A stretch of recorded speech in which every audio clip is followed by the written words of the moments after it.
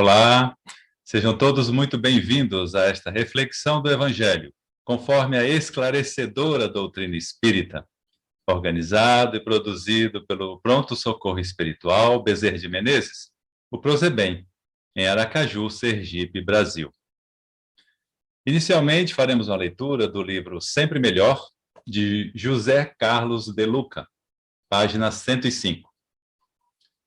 A vida sempre exige o melhor de nós, pois é dessa forma que a lei de evolução se cumpre. Quando não damos o melhor, surge a prova para estimular esse melhor de nós. Quem dramatiza a própria dor está perdendo a oportunidade de resolver os seus problemas. Certamente está aumentando a carga das suas aflições. A dramatização é um excesso de importância que damos a determinado problema. E tudo a que damos importância tende a crescer. Tanto quanto possível, vamos tirando a importância do problema, pois, aos poucos, ele vai diminuindo de tamanho e vai deixando de ser aquele monstro que a nossa mente criou pela dramatização, até ficar do tamanho real que ele tem. E assim, poderá ser solucionado com muito mais facilidade. Vamos para a nossa prece, agradecendo a Deus Pai de amor, a amado Mestre Jesus e aos irmãos de luz por mais essa oportunidade de refletirmos sobre as verdades trazidas por Jesus, através dos evangelistas, ditas a nós. Possamos compreender, tirar proveito de seus ensinamentos e, principalmente, aplicá-los às nossas vidas, em nossas vidas, no nosso cotidiano, junto aos nossos familiares, aos nossos amigos e aos nossos irmãos encarnados e desencarnados que convivem conosco diariamente. Que possamos, Pai, servir de modelo primeiramente para nós mesmos, percebendo a cada instante que estamos um pouco melhor, mais moralmente elevados e intelectualmente desenvolvidos do que nos momentos anteriores. E assim, servir também de exemplo aos nossos irmãos encarnados e desencarnados. Que Deus, Jesus e os irmãos de luz nos auxiliem com esse intento, para que possamos, servindo de exemplos uns aos outros, tornar esse planeta cada vez melhor, deixando de ser de provas e expiações para transformar-se no de regeneração, onde o bem, em todas as instâncias, predomina e muito sobre o mal. Deus, Pai de amor, Mestre amado Jesus, irmãos de luz, que possa ser feita essa sua vontade, cada vez mais rápido e mais intensamente, a começar primeiramente em nós. Muito obrigado, Deus Pai de amor. Muito obrigado, Mestre amado Jesus. Muito obrigado, irmãos de luz. E que sempre, Pai, acima de tudo, seja feita a tua vontade, porque a tua vontade é sempre o melhor para a nossa evolução espiritual. Que assim seja. Então vamos nós para a parte do Evangelho, segundo o Espiritismo, capítulo 14, honrai a vosso pai e vossa mãe. Instruções dos Espíritos, por Santo Agostinho, item 9. A ingratidão dos filhos e os laços de família. A ingratidão é um dos frutos mais diretos do egoísmo. Revolta sempre os corações honestos, mas a dos filhos para com os pais apresenta caráter ainda mais odioso. É, em particular, desse ponto de vista que a vamos considerar, para lhe analisar as causas e os efeitos. Também nesse caso, como em todos os outros, o Espiritismo projeta luz sobre os grandes problemas do coração. Quando deixa a Terra, o espírito leva consigo as paixões ou as virtudes inerentes à sua natureza e se aperfeiçoa no espaço, ou permanece estacionário, até que deseje receber a luz. aí neste ponto, já começamos a perceber que depende única e exclusivamente da nossa vontade querer ou não evoluir. Involuir, ninguém vai regredir, vai evoluir. Mas ficaremos estacionados, parados, enquanto veremos os nossos entes amados e queridos seguirem o seu caminho de ascensão espiritual. E aí já começa a nossa primeira e talvez a mais intensa prova, a prova de perceber a evolução dos nossos entes amados e que, por nossa livre e espontânea vontade, permanecendo estacionados, restringimos o acesso a esses entes amados. Ficamos parados, solitários. E essa solidão é o nosso primeiro e mais intensa prova. Muitos, portanto, se vão cheios de ódios, violentos e insaciados desejos de vingança. A algum dentre eles, porém, mais adiantados do que outros, é dado entrevejam uma partícula da verdade. Apreciam, então, as funestas consequências de suas paixões e são induzidos a tomar resoluções boas. Então, já começamos a perceber que, da mesma forma, naquele instante que desencarnamos, estaremos no plano espiritual, com o mesmo nível intelectual e o mesmo nível moral que estávamos quando, recém-reencarnados, passamos para o plano espiritual. E muitos de nós levam recônditos, ódios, desejo de vingança, frustrações, angústias. E no plano espiritual, que é uma continuação, uma continuidade desta vida, permanecemos assim. Nada muda. Seremos nós apenas sem os corpos físicos. E é esta mudança que muitas das vezes nos faz perceber pela claridade do plano espiritual, ou seja, nossa mente espiritual não mais estará presa pelos itens da matéria, nos fará perceber o quão egoístas, vaidosos, mesquinhos éramos enquanto estávamos encarnados. E, neste ponto, as nossas paixões começam a se refletir de forma mais intensa. E as consequências também. As consequências que, de acordo com o nosso livre-arbítrio, e como o próprio texto apresenta, dependendo dos nossos esclarecimentos perante a vida espiritual, teremos condição de tomar resolução de, se não consertarmos, se não tivermos oportunidade de consertar os nossos erros enquanto encarnados, nos esforçaremos para, desencarnados, tratar de corrigi-los. E se não puder ainda no plano espiritual, trabalharemos lá no plano espiritual para que possamos, numa próxima reencarnação, corrigir estes erros de vidas passadas. Esta, inclusive, é a finalidade desta reencarnação na qual, hoje, todos nós estamos vivendo. Observar a nossa vida, nesse contexto, é observar onde e quando podemos corrigir os erros, não só desta vida, mas principalmente das vidas passadas. Olhando para as nossas situações de hoje, enquanto encarnados, percebemos as nossas falhas do passado. É essa lucidez, é esse esclarecimento que a doutrina espírita visa trazer para todos nós, para que possamos tomar consciência, possamos tomar capacidade de analisar a vida atual, a vida presente, e corrigir estes erros do passado. Então, aqueles que se esforçam, né, para tomar as boas resoluções, a partir do conhecimento da vida espiritual, continuando no texto, compreendem que, para chegarem a Deus, uma só é a senha: caridade. Ora, não há caridade sem esquecimento dos ultrajes e das injúrias.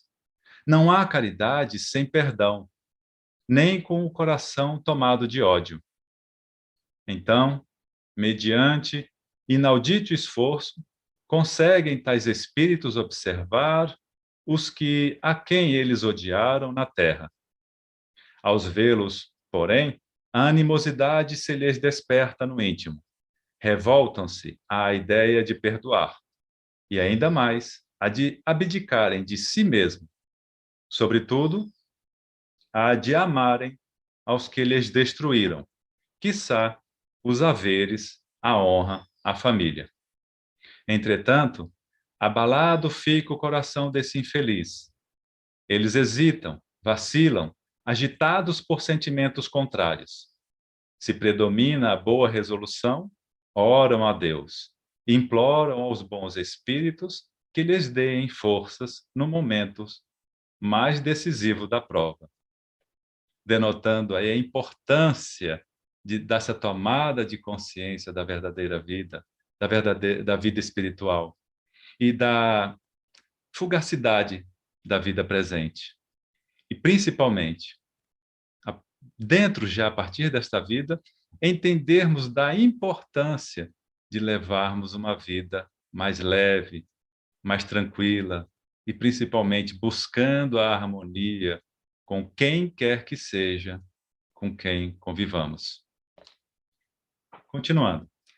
Por fim, após anos de meditações e preces, o espírito se aproveita de um corpo em preparo na família daquele a quem detestou e pede aos espíritos incumbidos de transmitir às ordens superiores permissão para ir preencher na Terra os destinos daquele corpo que acabara de formar-se. Qual será o seu procedimento na família escolhida? Dependerá da sua maior ou menor persistência nas boas resoluções que tomou. O incessante contato com seres a quem odiou constitui prova terrível, sob a qual não raro sucumbe, se não tem ainda bastante forte a vontade. Assim, conforme prevaleça ou não a resolução boa, ele será o amigo ou o inimigo daqueles entre os quais foi chamado a viver. É como se explicam esses ódios, essas repulsas instintivas que se notam da parte de certas crianças e que parecem injustificáveis. Nada com efeito, naquela existência há podido provocar semelhante antipatia. Para se lhe aprender a causa, necessário se torna volver o olhar ao passado. E esse passado, que a doutrina espírita nos auxilia a reconhecer em nós, a partir da vida presente, as falhas que cometemos não só nesta vida, mas em vidas passadas.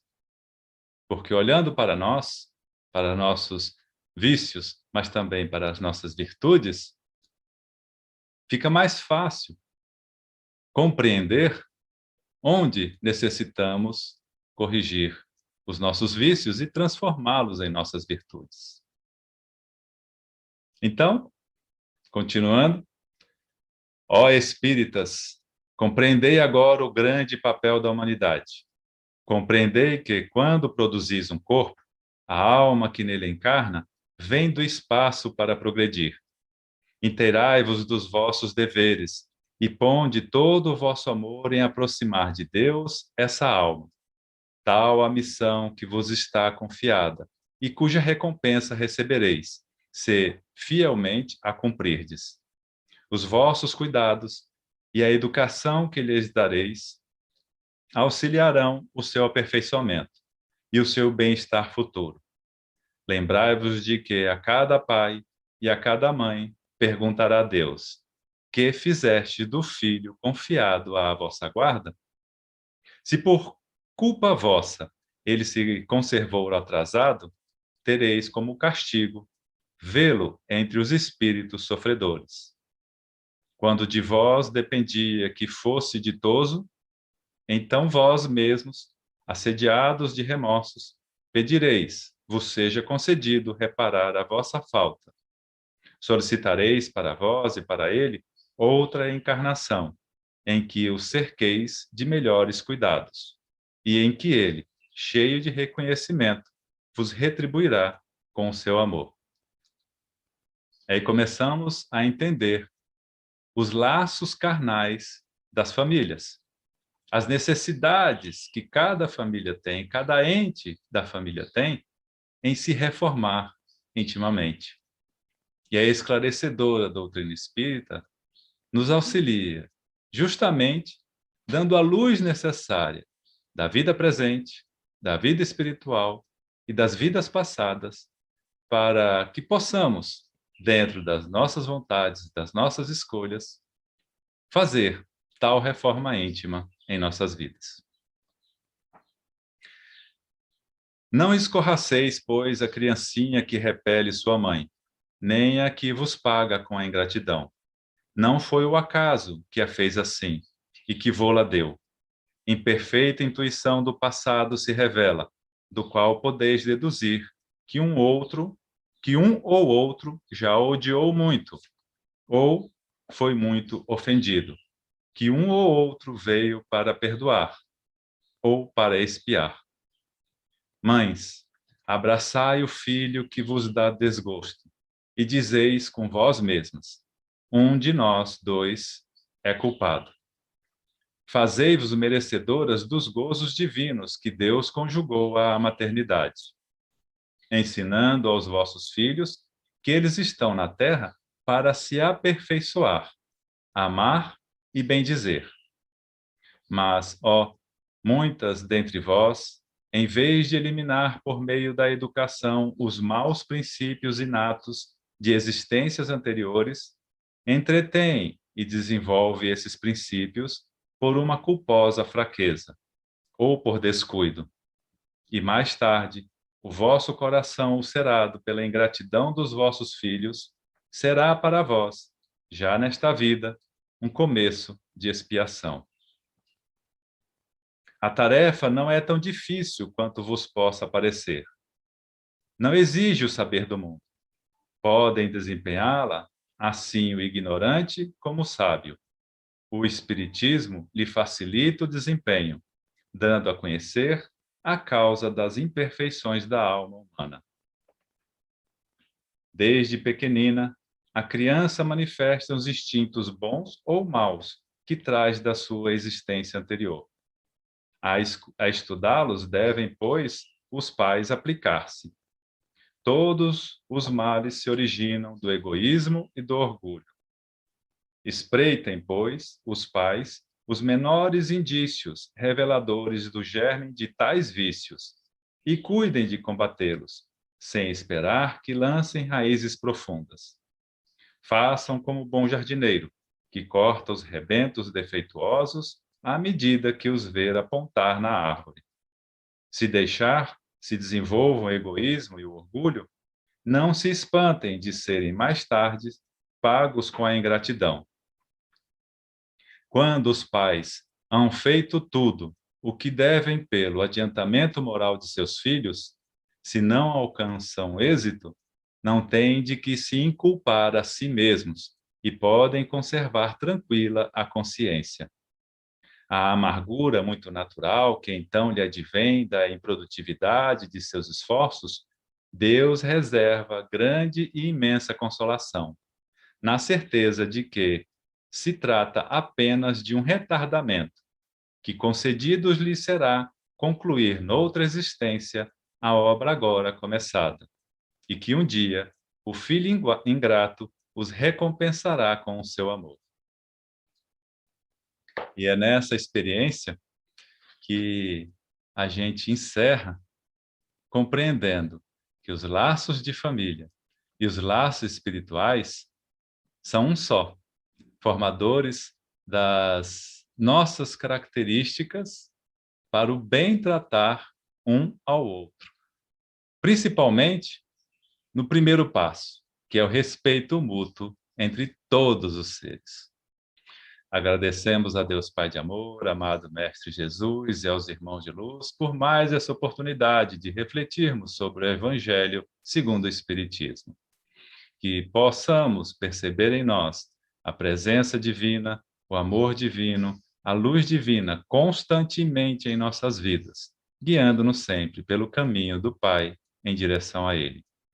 Muito obrigado a todos e que tenham todos muita paz em seus corações. Que assim seja.